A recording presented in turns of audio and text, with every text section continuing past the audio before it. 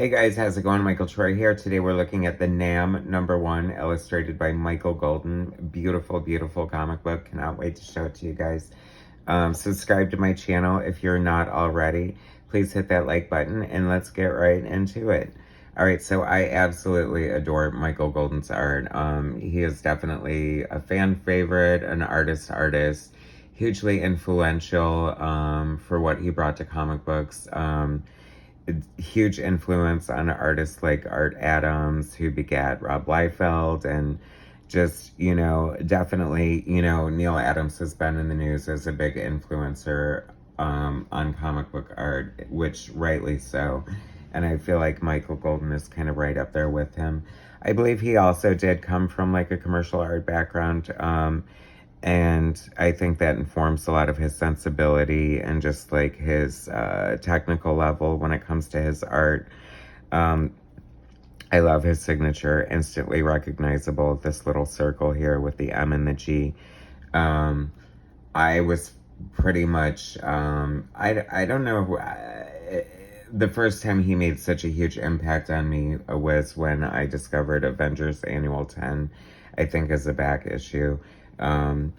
The introduction of Rogue, where she steals Carol Danvers' identity, and written by Chris Claremont, guest starring the X-Men, just such a great book, and just so beautifully illustrated by Michael Golden. So I was hooked, and even though like the thought of like a war comic book did not appeal to me at the time, I definitely was there for at least issue 1, the first few issues. I'm not sure how far Michael Golden got into this series, because the tremendous amount of detail, as you will see, would have been impossible to keep up with on a monthly grind for a sustainable amount of time. I know this book went probably at least like 11 or 13 issues. Also interesting to note, it's written by Doug Murray, who is a Vietnam veteran, I believe. Inked by Armando Gil, who worked a lot with Michael Golden and is an amazing artist in his own right. So I really love that combination. The cover is inked by Michael Golden, and you can just see all this beautiful, like, detail, and just like Michael Golden is known for, his reference and accuracy as far as when it comes to guns and, locations and helicopters and things like that. So I can't even imagine the amount of research that went into this, especially predating, the internet. It's so easy now to find reference with use of the internet. And back in the day, artists had to have like what they called their morgues of like files of, clip art or reference or just encyclopedias and just crazy magazine clippings, however they could get their reference. One of the keys, especially being, a monthly comic book artist, is that you sort of create your version of reality, your version of anatomy, your version of, what an airplane looks like, your version of what New York looks like if you've never been to New York. I mean, I think especially something as iconic as New York, if you have a desire to draw Marvel Comics, you pretty much know what New York is supposed to look like, at least in Marvel Comics. I'm sure there were varying degrees of accuracy, depending on who was drawing it. But I mean, just look at this level of detail here. And I have to say, I love the lettering, so props to Phil Felix. Story, Doug Murray. Pencils, coloring, Michael Golden. Michael Golden tended, and I think that also speaks to his commercial art background, because, in commercial art, I feel like the artist is handling everything. Less of a shared art experience here. Now, he is working with an inker. I don't recall him inking a lot of his own work. I mean, it would have been kind of unheard of in this era, especially if you're doing something that's supposed to be monthly. I think that's how, the symbiotic relationship between pencilers and inkers came to be, especially, with deadlines. Wouldn't it be easier and faster to get somebody to ink this? and do like a production line kind of thing. We can get one person to pencil, we can get one person to ink, color, letter, blah, blah, blah. And it was kind of a well-oiled machine for a long period of time in comic books, and things are very different now. I just love the detail. I mean, like I said, I didn't have much interest in like military or war comics or whatever, but I mean, the Vietnam War obviously was very controversial, is probably still controversial to this day. I feel like a lot of people don't really talk about it that much. So especially when this came out, in 1986, but I also feel like this is the time like when movies like Platoon and Full Metal Jacket are coming out, and movies about war in Vietnam and just sort of apocalypse. No, although that was the 70s, wasn't it? No, I don't know, whatever. Oh my god, I'm embarrassing myself. I'm not gonna try to be the historian here, but what I'm saying is that there was a popularity in movies about the subject. So a lot of times comic books reflect, what's popular and trending in pop culture, and I don't know. So this is a result of that. It's funny because I can't off the top of my head think, and please feel free to leave in the comments, but it feels like DC and Marvel are both guilty of like when one company comes out with a book, the other one kind of comes out with their version of it. And I'm wondering, because of course DC had, Sergeant Rock, and immediately comes to mind as far as, in Haunted Tank or whatever, like their war comics. But this seems like a more modern war comic for, oh my god, like totally glazing over this art. Just look at how beautiful this is. I mean, this is insane. I think Michael Golden definitely like has the market on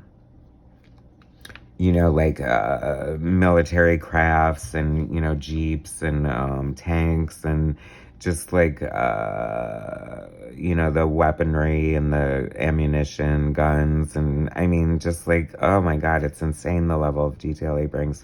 And you can really see that this must have had a huge impact on like an Art Adams, who definitely, like a lot of Art Adams' early work, definitely you see the Michael Golden influence, and just like the sheer level of detail and the little lines that, I mean, it's just crazy to do like such an establishing shot, and just like, if you can, put not only details on the face, but expressions as well. I mean, the lineup of these guys, there's so much going on here, like just like their postures and their, acting and their gestures and their facial expressions and, their different body types. I mean, it's just an amazing artistic feat, for real. I mean, don't you see a lot of Art Adams in this? It's very interesting to see. Such great characters. Also noteworthy, I felt like, I did feel like, a lot of artists, even though they maintain the same style, sometimes it shifts or adjusts or adapts to whatever book, the tone of whatever book they're working on. And it seems like with a lot of Michael Golden's superhero work prior to this, such as, his stuff with the X-Men and Avengers Annual 10, Doctor Strange, the Micronauts, arguably not superheroes, I guess, but definitely fitting in that superhero mold, and the fact that they were like costume adventurers in a way. Beautiful art, by the way. My brother was a huge Micronauts fan. I do have the Michael Golden Micronauts Artist Edition, breathtaking. I did a video on it, so you can search for that if you want to see another level of Michael Golden's art. But he is interesting to note because, I mean, this is almost borderline like caricature. Like, and I was thinking about that, and I thought, since this is a heavy subject, the Vietnam War, maybe that's, and there is such realism, like it's kind of a great almost manga contrast in a way, to how there's a slightly cartoonishness to the characters. You get all this deep level of detail and realism when it comes to the backgrounds and the technology. So, but they're definitely more caricature, almost cartoonish. Like, and when I say caricature, I mean like you're going to the fair and somebody is drawing you like sitting at an easel because, and you know, like giving you this like big boomerang mouth. But I love it. Like, I feel like it works so well here. A little evocative of like a John Severn in a way. I'm picking up some of that kind of vibes, but just like truly beautiful art. Like, I'd love to just see this art in person and just like look at the nuances of the nooks and crannies and like, but that's what also makes it so good, and that's why people like Michael Golden are legends. Artists like Michael Golden are comic book legends because, you know, it's not just pretty pictures. It's just like, you know, like I feel like sadly, you know, following generations a little bit watered down. Like, if you look at some of the 90s, like early stuff from Image Comics or whatever, the people who worship guys like Michael Golden and Art Adams and John Byrne are drawing like really gorgeous pictures, but you know, they don't have this level of detail or background. I'm not saying it's all like that, but there's definitely a shift. Like, you get a lot less like grimace. I mean, this, you know, it's like, as I stammer all over my words, but it's grounded in reality, but it still has enough expression to make it sort entertaining and still be a comic book at the same time.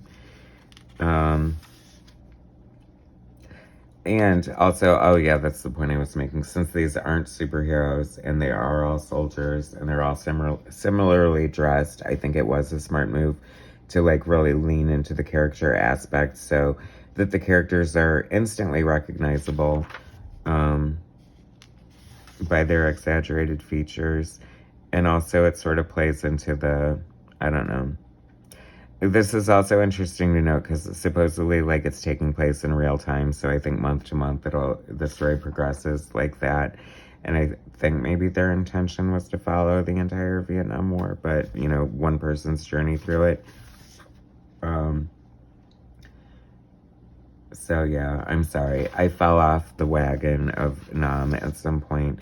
I know I have a few more issues here and there, but I just, you know, was in it for Michael Golden's art and what's not to love. I love this page so much. I mean, they're like, you know, relaxing and watching a Western and just like, this is their R&R time. And then these explosions going on. And Michael Golden does draw amazing explosions. I mean, this totally informs how like Art Adams draws his explosions as well. But the level of detail is just beautiful. I just like would so love to see this art because with like the saturation or the way the page absorbs the ink, like with these deep blues, it does make it look a little muddied in my opinion. So definitely would love to see the artist edition of this and this gorgeous Michael Golden work. So that is the Nom #1 classic comic book for so many different reasons. Anyway, thanks so much for watching. Please subscribe to my channel if you haven't already. Hit that like button, and I will bring you more soon. Thanks, guys.